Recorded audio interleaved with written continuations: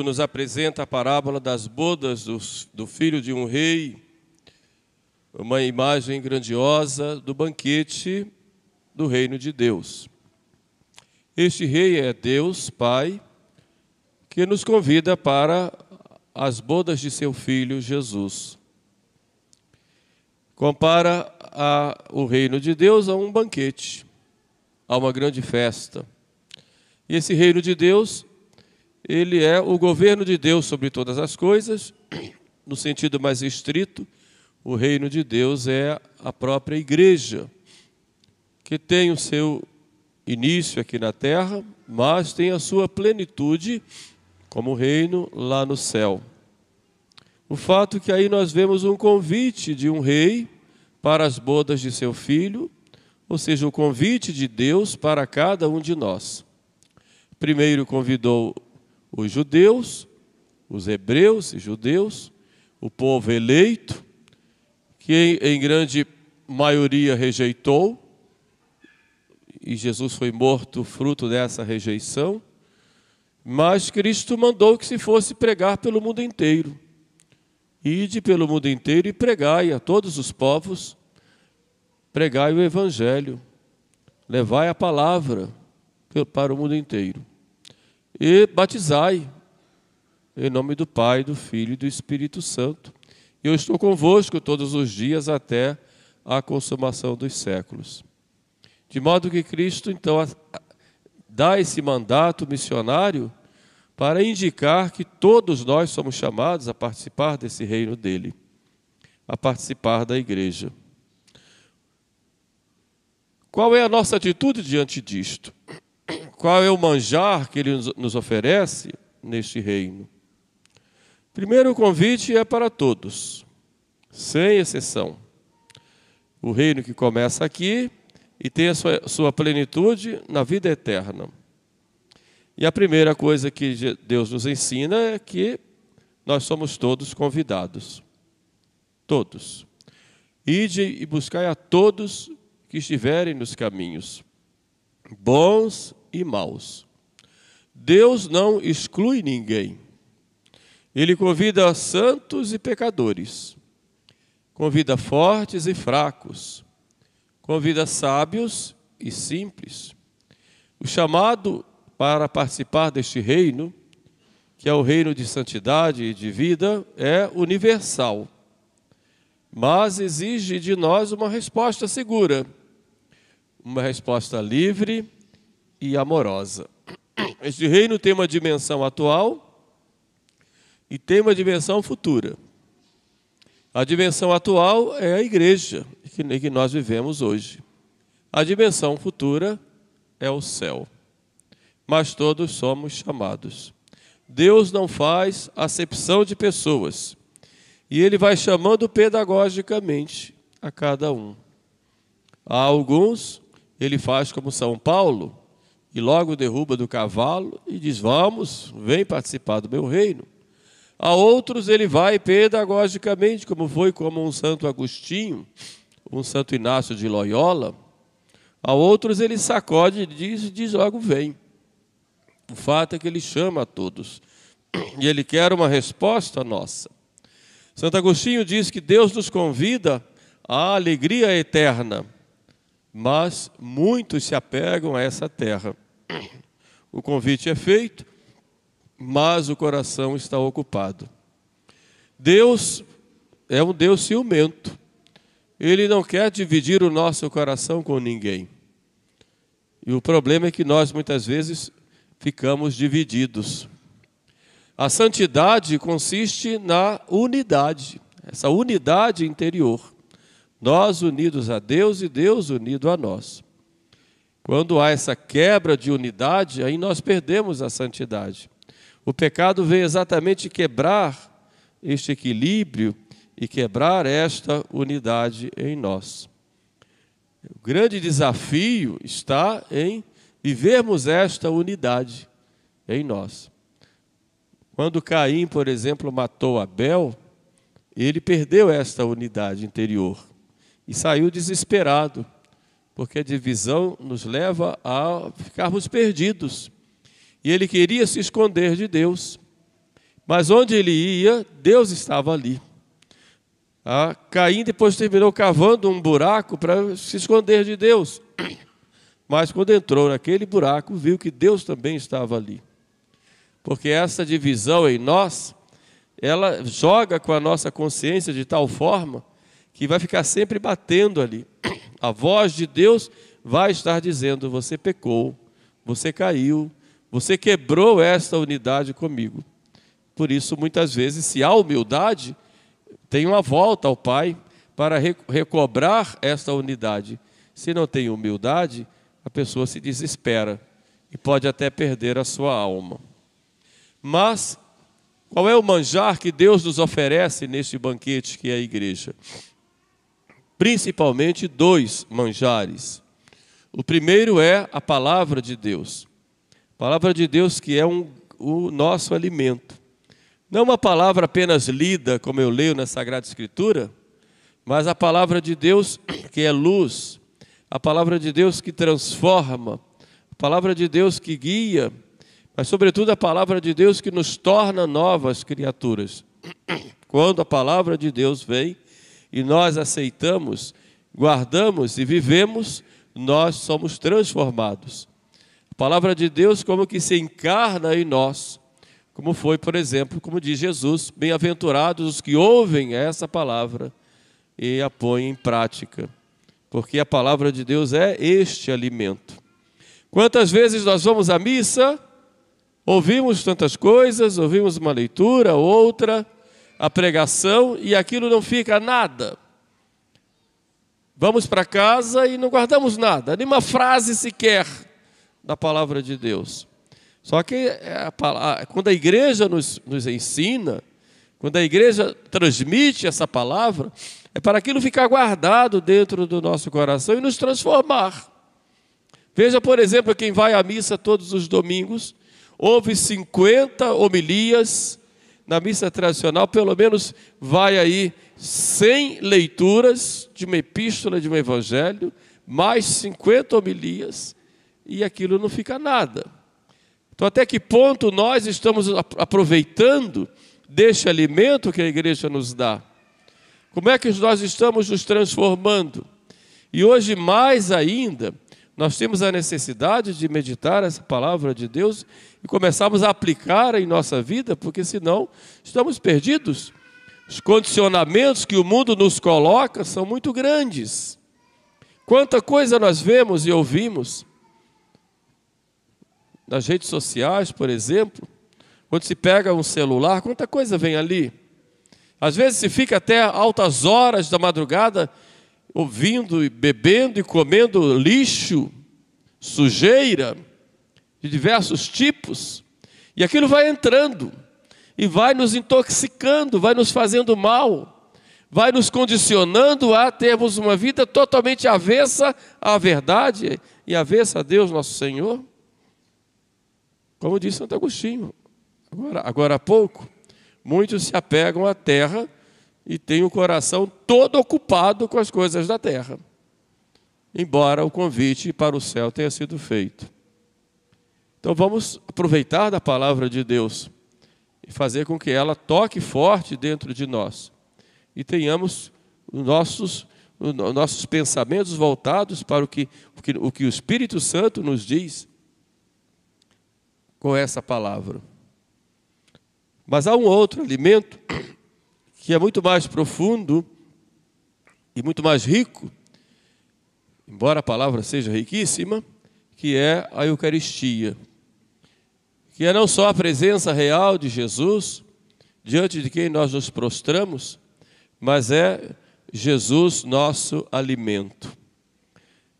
A minha carne é verdadeiramente comida, é o pão dos anjos, que vem a nós tornando-se pão dos homens.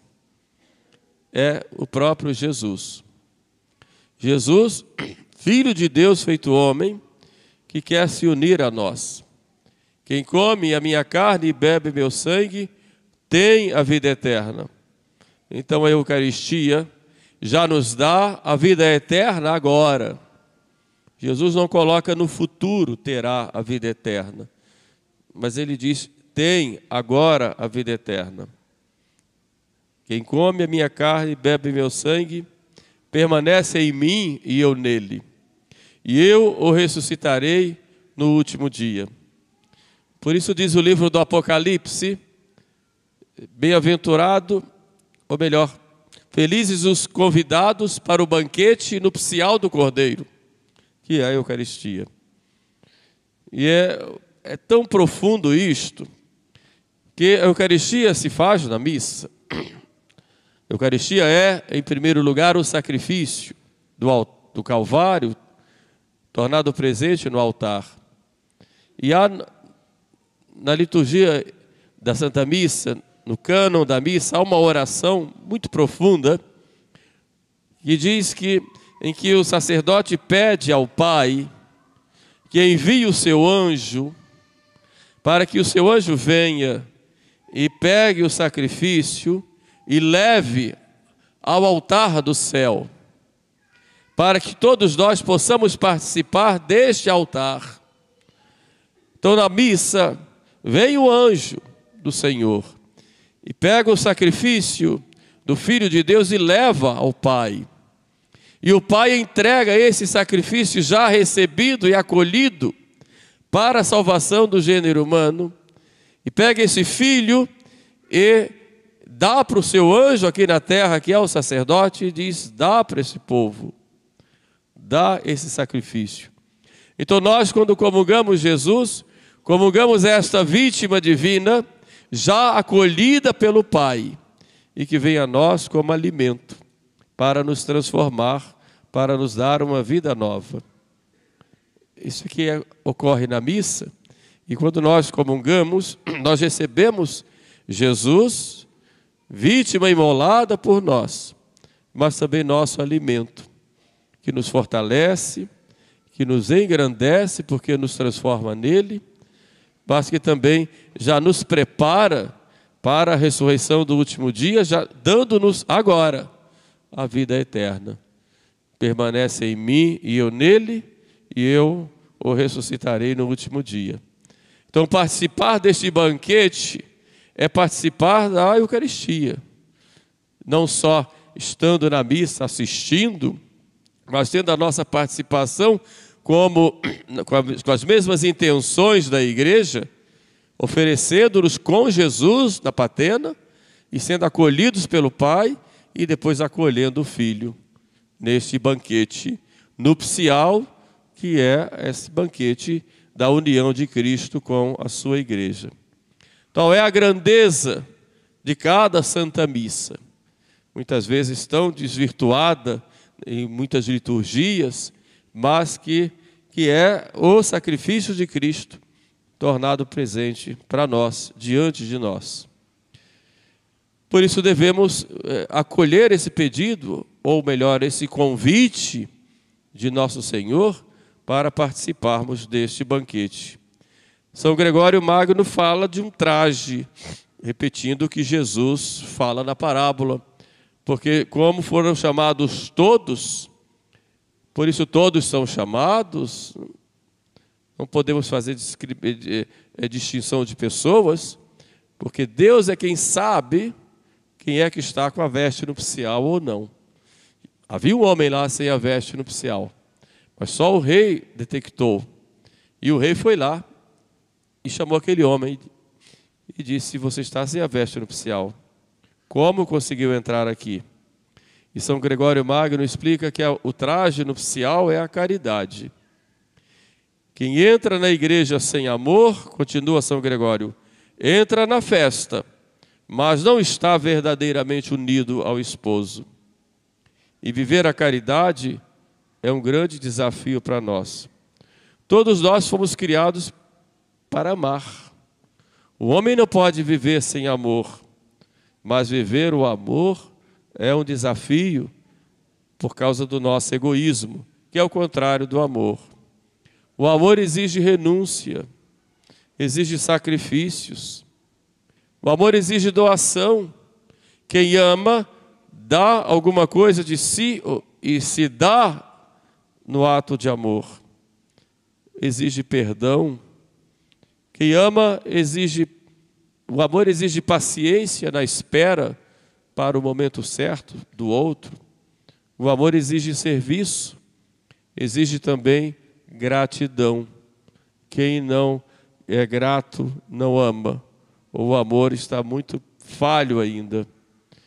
Isso tudo faz parte da veste nupcial. Quando nós fomos batizados, nós recebemos uma veste no batismo. Aquela veste branca, bonita, que o padre colocou. E o padre disse: recebe esta veste branca, que procurarás levar sem mancha até o tribunal de nosso Senhor Jesus Cristo, para teres a vida eterna. Quando fomos batizados, a nossa veste estava sem mancha. Mas quantas vezes deixamos que ela fosse manchada? Pelo nosso egoísmo, pela nossa impureza, pelo nosso orgulho, pela nossa avareza. Tantas coisas entraram na nossa vida e fomos deixando. Fomos nos condicionando e fomos nos perdendo. Então a veste branca da caridade ficou perdida. E foi para limpar essa veste que o Filho de Deus se fez homem e morreu na cruz por nós. Só que é preciso de nós uma atitude de ir ao encontro dele pedindo perdão e nos reconciliando com ele. Por isso ele instituiu o sacramento da penitência ou confissão, que nos dá de novo essa veste branca.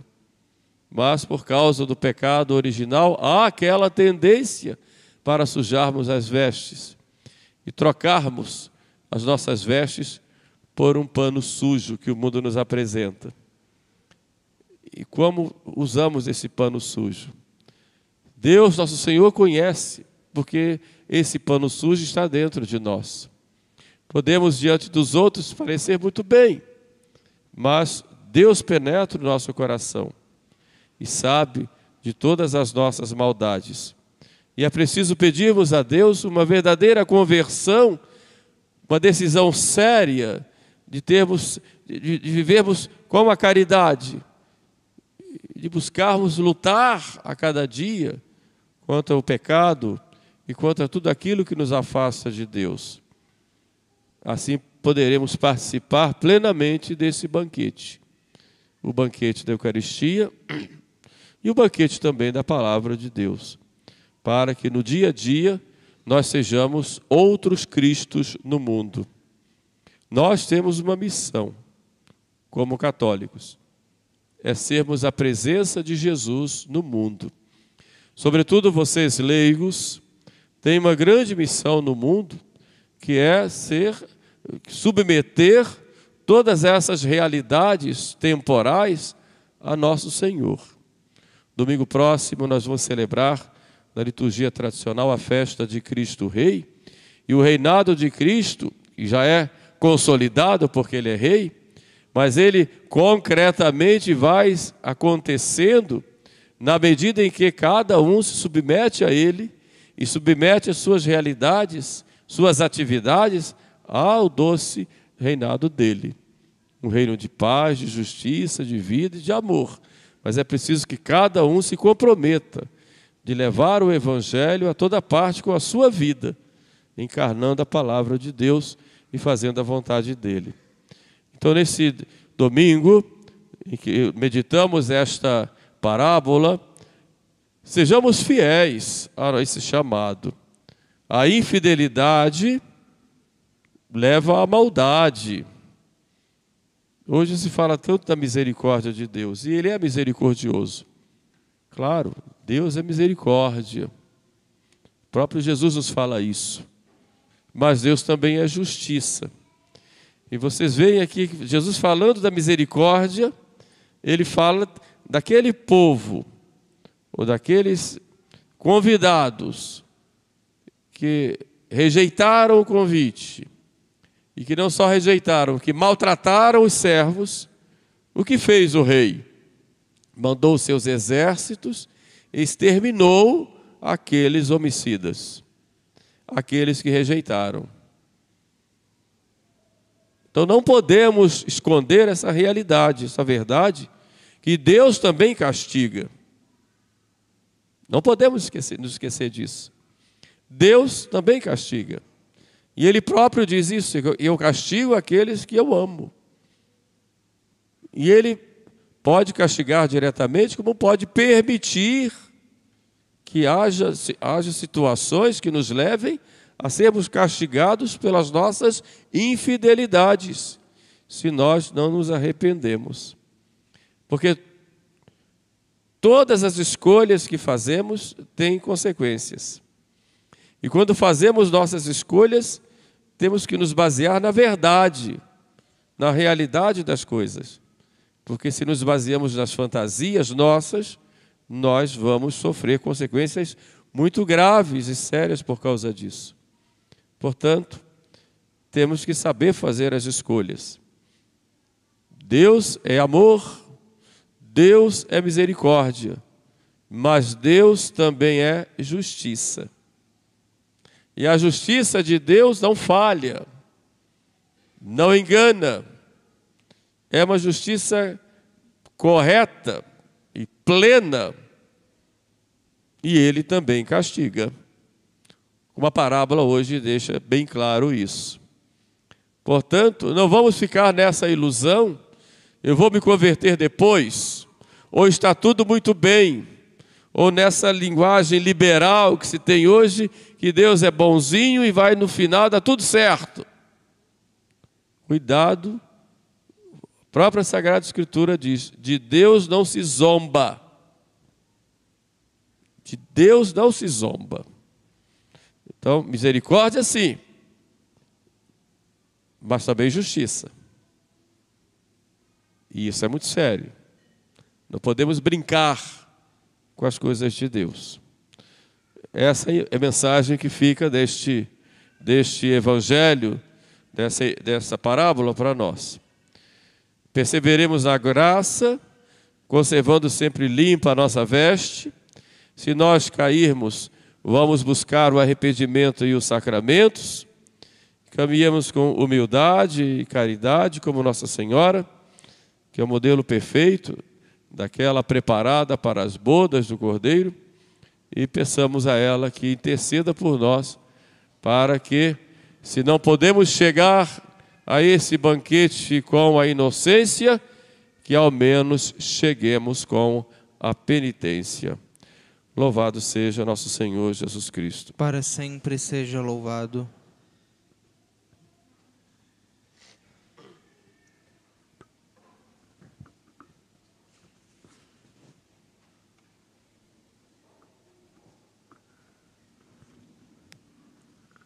Creio em um só Deus, Pai todo